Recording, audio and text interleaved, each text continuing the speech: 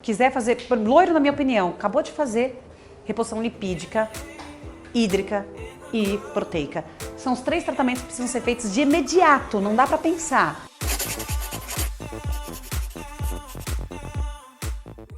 Por exemplo, no meu lavatório, eu trabalho com os 3. Ah, mas não, vamos fazer um cronograma capilar. Gente, não tem cronograma capilar para loira. Você perdeu tudo. E tem que devolver tudo. De uma vez. Ah, a pessoa tem o cabelo oleoso. Tá, na raiz. Agora, e o que eu tirei lá de baixo? Né? Não tem como. Por exemplo, o cabelo, a gente reconhece o dano pelo quanto ele absorve de água. Quanto mais danificado, mais ele segura a água. E o que é pior, é o que mais demora a secar também. A gente acha, por exemplo, meu cabelo, eu molho o meu cabelo, nossa, o meu cabelo demora muito, do meu esposo. Aí você pensa assim, não, o dele é grosso, cilíndrico, vai demorar pra caramba, não, fica seco em minutos. O meu, às vezes eu acordo no dia seguinte e falo, nossa, vou ter que lavar de novo. Porque só de ter dormido com o cabelo molhado já ficou aquele cheirinho chato. Cheirinho de piscina azeda, sabe? Piscina vencida. Falando, não, tem que lavar de novo. Gente, é ilusão acreditar que tratamento vai ser algo uma vez, eu vou fazer uma super dose e vai recuperar. Quem é loira é dependente 100% de tratamento e todos os dias. Eu acordo, eu faço reposição nele. Hoje, eu já passei 21 em 1, que ela me deu. Eu já passei silicone, né, bastante silicone. Ontem, na hora que eu cheguei do evento, eu estava com bastante laca, né, spray. Passei, penteei, tirei um pouco da laca e passei silicone para dormir, para evitar o atrito na fronha. Então, assim, a gente é dependente, mas muito dependente de tratamento. Aí o ideal é que você conheça os ativos, porque a gente tem preconceito, viu? Com várias linhas. Ah, porque tal coisa derruba cabelo, tal coisa vai tirar não sei o quê, tal coisa tira o loiro.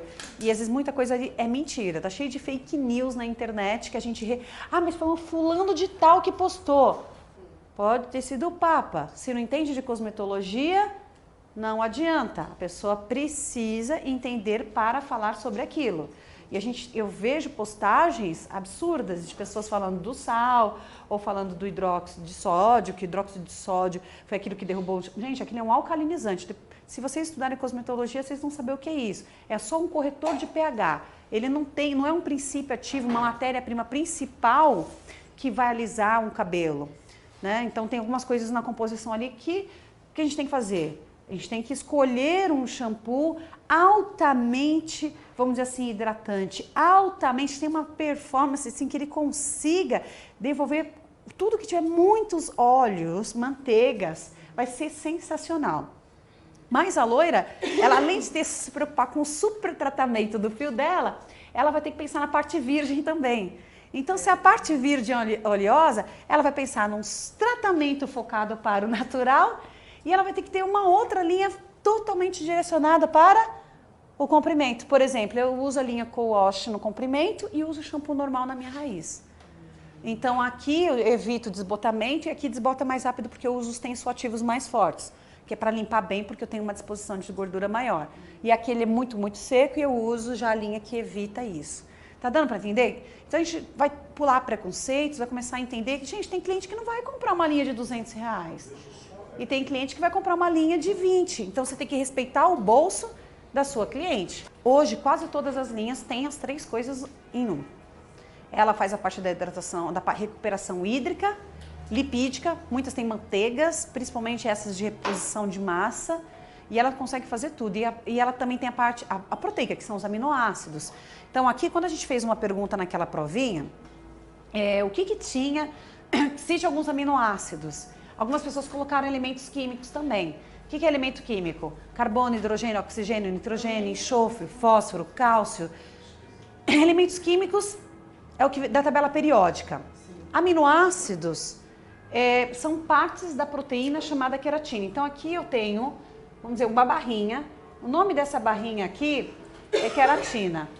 Ela vai ter 19 pedacinhos diferentes.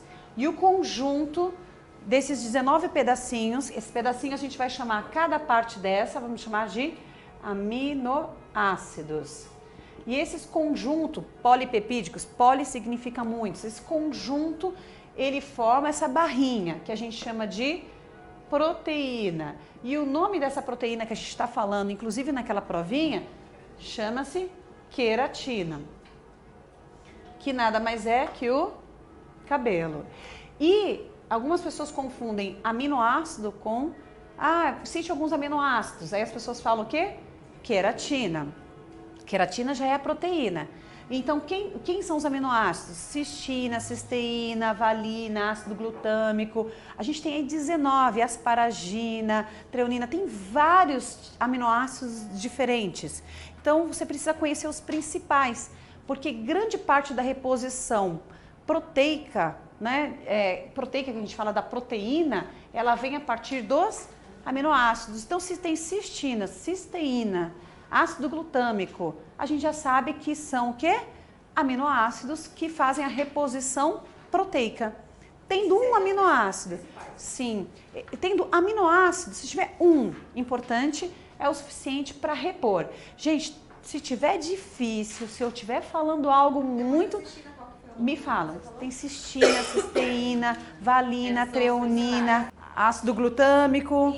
Então, tem alguns aminoácidos aí mais importantes. Então, você sempre vai olhar na parte da frente ou no ink name, que é a parte de trás, a parte da composição, para ver o que tem. Então, para a gente poder entender que eu preciso repor mesmo e não tem outra opção. E algumas substâncias também, como ceramidas, para a gente ter um efeito de super tratamento. Então, todos os processos de clareamento causam danos na estrutura. Não há loiros sem perda. Puxa vida, eu vim aqui no Hair School porque eu vi uns cabelos lindos, venha fazer o Blonde Extreme. Primeiro vamos entender sobre o cabelo, tá? E saber que o que vai acontecer é que sempre vai gerar algum tipo de dano como esses. Tricoptilose, triconodose, tricoclasia, que é a quebra do fio. Essa tricorrex, a gente tem... A tricorrexinodose, ele faz... Vocês já viram um estufamento na fibra? Já tá, né? Já tá fera, Daniel, já tá especialista em tricoses.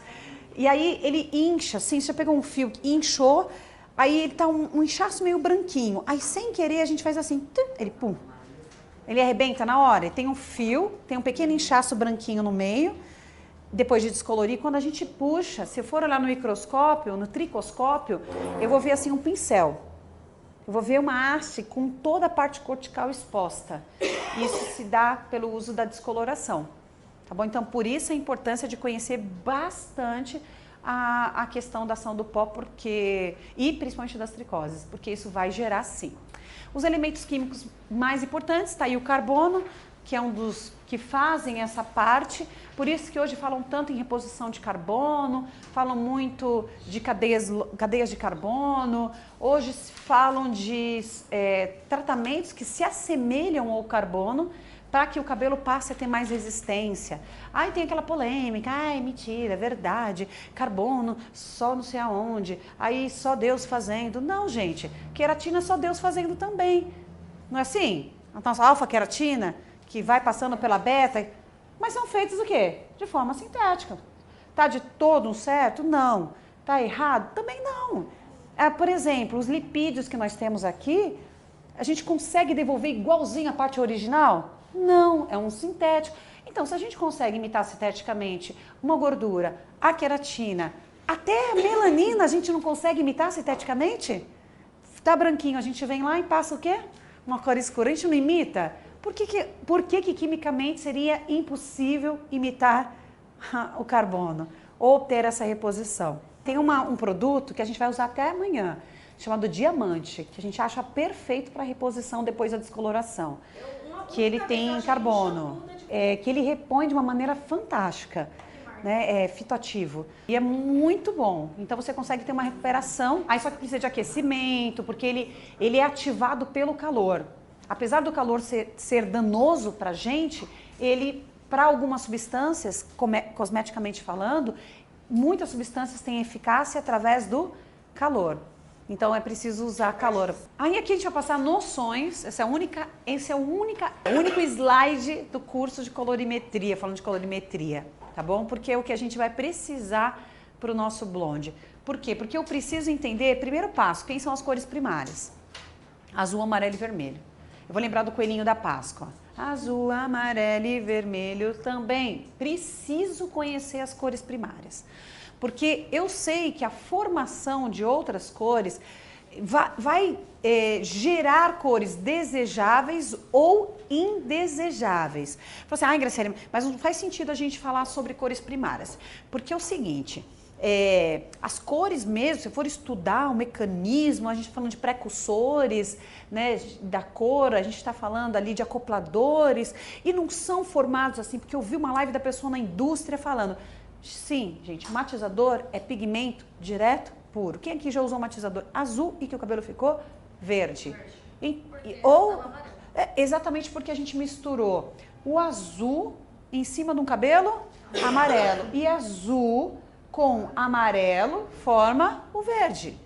Então, mas não adianta pensar em precursor da cor, acoplador da cor, na formação química industrial, porque a nossa vida prática é pensando em pigmento, sabe, visual, é aquilo que a gente enxerga, é aquilo que a gente vê, são os resultados que geram, tá bom? Claro, se tiver um curso como Overdose Color, que aí tem a parte científica, aí a gente fala de verdade do mecanismo de ação, a parte da composição, enfim, pensando na questão industrial, certo? Aí é outra história, para a pessoa que quer um conhecimento mais avançado. Mas na vida prática, o que eu preciso entender? Quem são as cores primárias e as suas misturas que geram que tipo de resultados?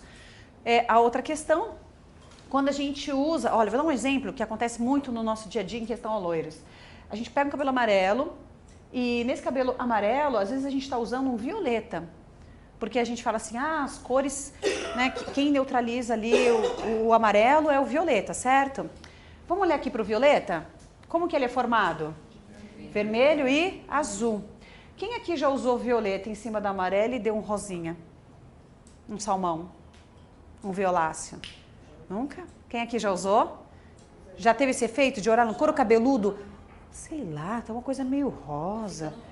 Tá ficando rosa, tá bom? Então a gente tem que cuidar, a gente tem que entender os principais conceitos de primárias, secundárias, para quê? Para que eu consiga entender por que o violeta me gerou um rosa. Porque o violeta é formado também com vermelho. E o vermelho em cima do amarelo também pode dar um efeito, às vezes dá um violáceo, meio laranja. Fala, mas por que deu esse tom esquisito? É nessa hora aqui que a gente vai precisar entender mais sobre as secundárias. A mistura das primárias. Nossa, mas isso é um conceito muito básico, só que as pessoas, elas não erram nos níveis mais altos.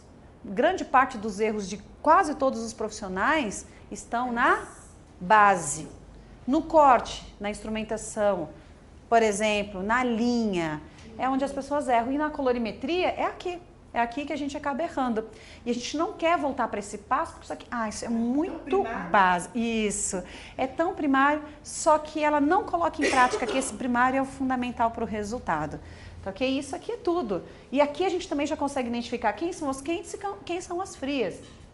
As cores quentes, vermelho, amarelo e o laranja, e as cores frias, verde, azul e o violeta. Agora, quem eu recomendo para o processo de neutralização de loiros? Não sou a favor do verde, a opinião minha é a certa? Não, gente. Vocês vão entender aqui na Hair School que aqui a gente não ensina receita nem regra. Quem veio pensando nisso, sinto muito, mas não é isso que você vai encontrar. Eu posso até dar minha opinião, mas eu não quero que vocês sigam a minha opinião. Eu quero que vocês tenham suas próprias experiências, porque a minha experiência é uma, a de vocês é outra. Então eu gostaria que vocês sentissem isso. Por isso que a gente depois vai fazer alguns testes como esses daqui, para você saber o que você quer usar e os resultados que vão te gerar. Porque às vezes a gente está muito usando receitinha. Porque para mim é 9,2 com 10,1. Não, para mim é 10,21. E você tem aí hoje mais de 50 cores diferentes, só aqui, olha, 7,11, olha as cores que tem, 8,2, 8,21, quais as cores que tem, 8,31, 12,11, 10,89. Eu não preciso seguir uma receita única, vou pegar uma maior ainda aqui. Olha só, os resultados para cores, essa aqui tá maior. Isso aqui, tudo feito em aula, tá, gente? Olha só, olha quantas opções, isso aqui... já errou, passou do ponto, né? Chegou no 4. Então, perceba que a gente tem opções muito diferentes para a gente poder trabalhar em colorimetria, que a gente fica às vezes limitado em receitas. E sem contar que a gente percebe isso, que muitas pessoas vão para o curso querendo respostas para os seus problemas. Mas a resposta quem tem que criar é você através dos teus fundamentos e testes que você vai fazer. Dos fundamentos científicos mais testes que você vai fazer. Agora, das cores frias, eu sou super a favor ainda do efeito sabão em pó. O que é o efeito sabão em pó? Alguém sabe me explicar? Sempre não tem aqueles grânulos que antigamente não era assim. O que a gente tinha? A gente tinha uma pedrinha chamada anil, que era um desamarelador. Né? Quem era simplesinho tinha que só dar mergulhinho e voltar. Né? Então, dar uma raspinha do azul, um pouquinho que colocasse era o suficiente para a gente poder fazer o processo de quê? De neutralização do efeito amarelo. Então, o azul hoje também é usado esse tipo de neutralizante no sabão. Você vê ali a massa tem uns grânulos mais intensos, mais azul, mas um azul um pouco mais forte, com o intuito de fazer a neutralização desses tons mais quentes. Na minha opinião, é a cor ideal para se trabalhar. Não sou a favor do violeta, não sou muito a favor do verde. O verde é legal para você pegar um cabelo vermelho que quer sair do vermelho, para matar um vermelho, verdadeiramente um vermelho, mas não para platinar. Nas técnicas loiros, blonde, a gente está falando de loira, a gente está falando de colorimetria geral, tá bom? Vamos entender isso. Graciela, então você é contra verde e violeta?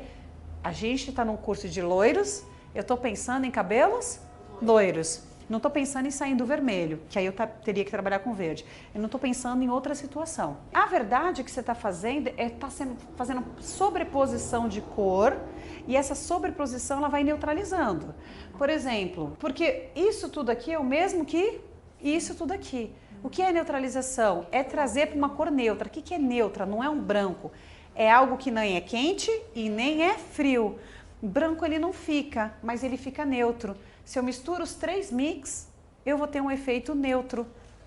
Porque aqui, esse azul vai matar um pouco do vermelho que está aqui, e esse azul vai matar um pouco do amarelo que está aqui. Então, eles vão se neutralizando.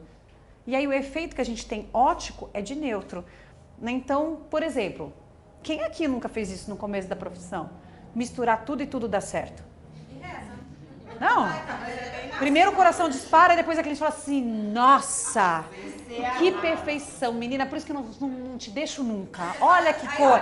Aí seu coração, o que eu coloquei, o que eu coloquei, já começa a pensar certo. E não acha nem o que eu fiz. Olha, gente, é incrível, mas a verdade é que a gente não sabe o porquê acerta, a gente acerta porque mistura tudo.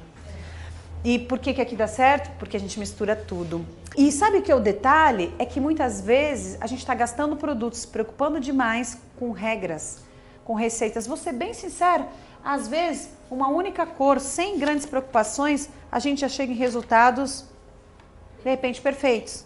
Tá bom? Aqui, por exemplo, 641, para mim essa cor aqui tá maravilhosa, a gente mostrando tons diferentes.